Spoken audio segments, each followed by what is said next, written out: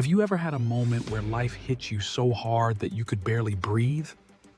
A moment that made you question everything, your strength, your faith, even your purpose.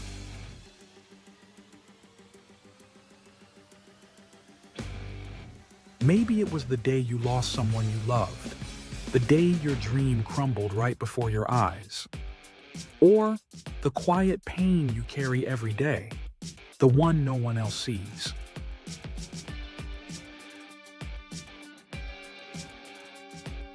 I've been there too.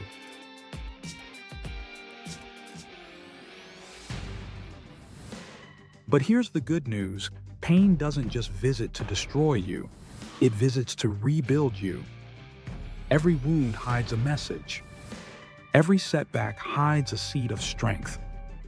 And sometimes, the very thing that breaks you is the same thing that builds you into the person you were meant to become.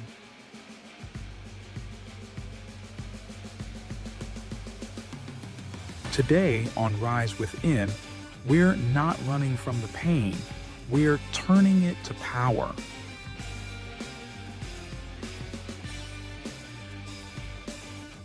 We're going to turn heartbreak into healing, tears into testimony, and pain into power. Stay with me, because by the end of this message, you won't just see your scars the same way again, you'll see that they were never signs of weakness. They were proof that you survived what was meant to destroy you and rose stronger.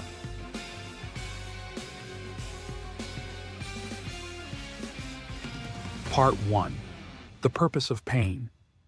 Pain is not random. It's not meaningless. Every wound, every disappointment, every tear carries a message. In Psalm 34:18, we're reminded, "The Lord is close to the brokenhearted and saves those who are crushed in spirit." That means your pain is not proof that God abandoned you. It's proof that He's closer than ever. You see, God doesn't waste pain. He uses it as a teacher, a sculptor, a purifier. Sometimes He allows the breaking to prepare you for becoming. And your faith? It shines brightest when everything else goes dark. Maybe the pain didn't come to destroy you. Maybe it came to develop you.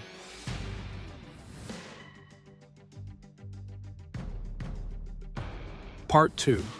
When life hurts.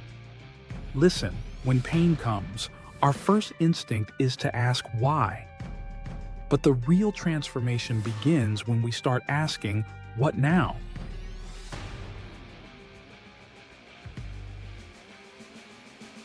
Because pain speaks. It reveals what's broken, what's been ignored, and what needs healing. In David's story, every trial he faced, from betrayal to exile, trained him to depend on God, not on people. 1 Samuel 23 showed us that even when David was trapped and hunted, he paused and asked God for direction. That's where transformation begins, when you stop reacting and start listening. Pain teaches humility. It teaches patience. And most importantly, it teaches faith, the kind that says, even when I don't understand the plan, I'll still trust the planner.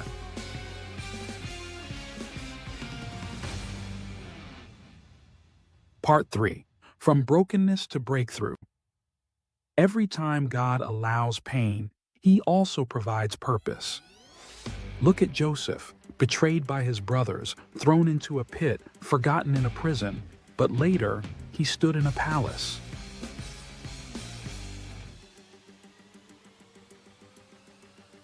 What they meant for harm, God turned for good.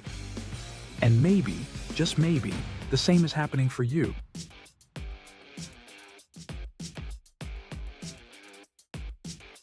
Romans 8:28 tells us, "And we know that in all things God works for the good of those who love Him, who are called according to His purpose."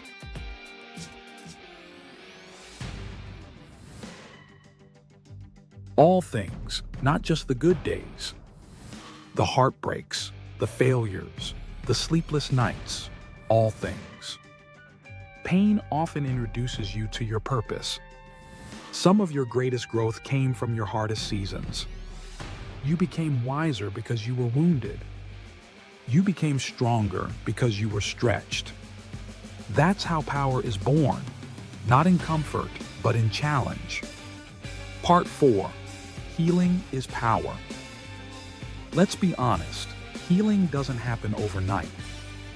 It's a process, messy, uncomfortable, and often lonely.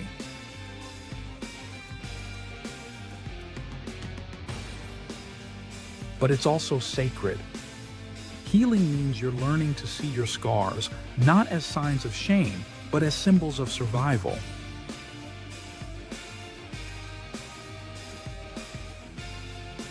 When Jesus appeared to his disciples after the resurrection, he still had his scars. He didn't hide them, he showed them. Why? Because those scars were proof that pain had lost its power over him. And that's the beauty of turning pain into power. It's not pretending you were never hurt. It's declaring, this wound no longer controls me. Maybe today your healing looks like forgiving someone. Maybe it's forgiving yourself. Maybe it's letting go of something you can't fix, so God can finally take it. Healing doesn't erase your story. It redeems it. Part 5. How to turn pain into power. Practical steps. Step 1. Acknowledge the pain. Acknowledging pain doesn't mean you're weak. It means you're brave enough to tell the truth. It means you value your healing more than your image. When David in the Psalms cried out, "My tears have been my food day and night," he wasn't complaining. He was processing. His honesty before God opened the door for divine comfort. So if your heart is heavy today, pause. Let yourself feel. Cry if you need to. Speak if you must. Pray if you can. Say, yes, I'm hurt. Yes, this season has been painful. But I refuse to live in denial any longer. Because the moment you acknowledge your pain, you take away its power to control you. You step out of survival mode and into the beginning of recovery. Healing starts the moment truth meets compassion. And in that sacred space, between your tears and God's presence, you begin to rise again. Step 2. Seek purpose in the process. Once you've faced your pain, the next step is to seek the purpose within it. Every difficult season carries a hidden assignment, a lesson, a revelation, or a strength being formed within you. But here's the hard truth. Purpose rarely feels beautiful while you're still inside the process. When you're in the storm, all you see are the winds, the tears, and the confusion. But looking back, you realize that's where you grew wings. You see, pain has a way of stripping away everything false until only truth remains. It awakens you to who you really are, what truly matters, and who you truly need. Think about Joseph in the Bible, betrayed, sold, forgotten. For years, it looked like your life had fallen apart. But in the end, he said something profound. You meant it for evil, but God meant it for good. What if the very thing that broke your heart was actually building your destiny? What if what felt like rejection was really redirection? Sometimes God doesn't show us the purpose immediately because we wouldn't understand it yet. He allows the process to grow us before he reveals the reason. So if you're in a painful chapter right now, don't rush to close the book. Let the process teach you. Ask, Lord, what are you trying to show me here? Step 3, shift the focus. There comes a point in every healing journey where you have to make a conscious decision to shift your focus. Pain will always try to hold your attention. It whispers, look what you lost. It reminds you, look how they hurt you. And if you listen too long, you'll start to believe that your life is nothing more than the story of your suffering. But here's the truth. Your story didn't end in pain. It started there, but it doesn't stay there. Shifting your focus means refusing to let your past define your perspective. It's learning to say, yes, that happened, but it's not who I am anymore. Instead of asking, why did this happen to me? Begin asking, what can I grow from this? That one question changes everything. It moves you from being a victim of pain to a student of growth.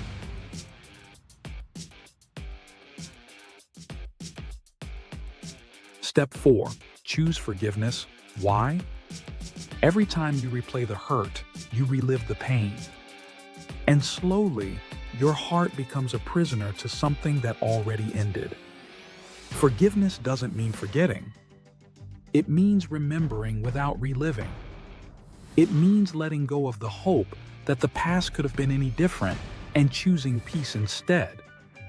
Jesus showed us the ultimate example of forgiveness. Hanging on the cross, betrayed and beaten, he still said, "Father, forgive them, for they know not what they do." That moment wasn't weakness, it was power. Because forgiveness is one of the strongest acts of faith you can make. When you forgive, you don't set them free, you set yourself free. You open your heart again. You make room for healing, for joy, for love.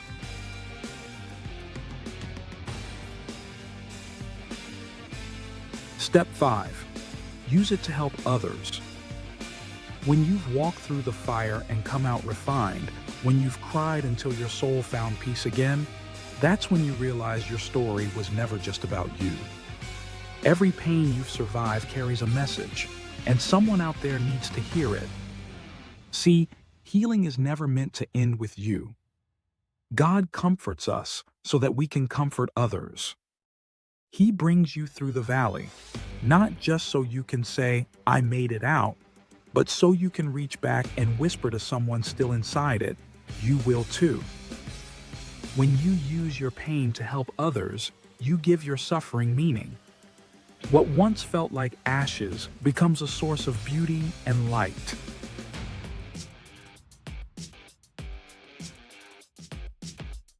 Part 6. The beauty of rising again.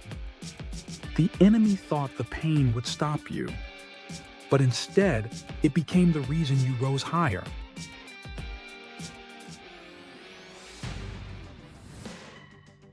You may have been broken, but now you're bold. You may have cried, but now you're clear. You may have lost, but now you've learned.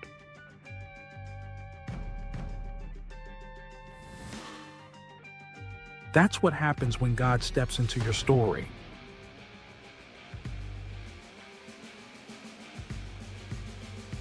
He turns your mourning into dancing, your ashes into beauty, your pain into power.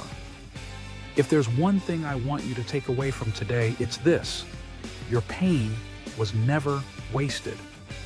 I know it hurt. I know it broke something inside you that you thought could never heal. But the same fire that burned you is the same fire that refined you. Every tear you cried watered a seed of resilience.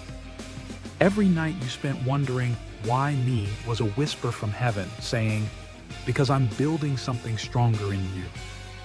You see, transformation never happens in comfort. It happens in the breaking. And you, my friend, are living proof that broken things can still shine. The pain that once silenced you will one day speak for you.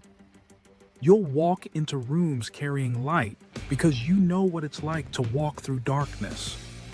You'll comfort others because you remember what it's like to feel unseen. You'll inspire others, not because you had it easy, but because you rose anyway. So don't curse your pain. Don't bury your story. Don't hide your scars. They are the map that led you back to yourself. God didn't bring you this far to leave you in ashes. He brought you here to rise, stronger, softer, and wiser.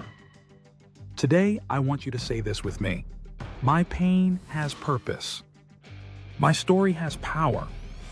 My tomorrow still holds promise.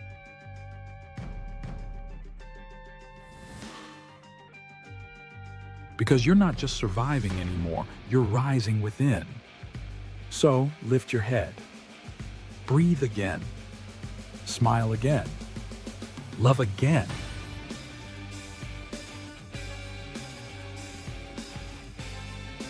The storm didn't end you, it revealed you. And from this moment on, you don't walk wounded. You walk anointed. This is your rise. This is your power. If you're watching this right now, I want you to know something. Your story is not over. You are stronger than what tried to break you. You are wiser because of what you've walked through. And you are exactly where God needs you to be for the next chapter of your transformation.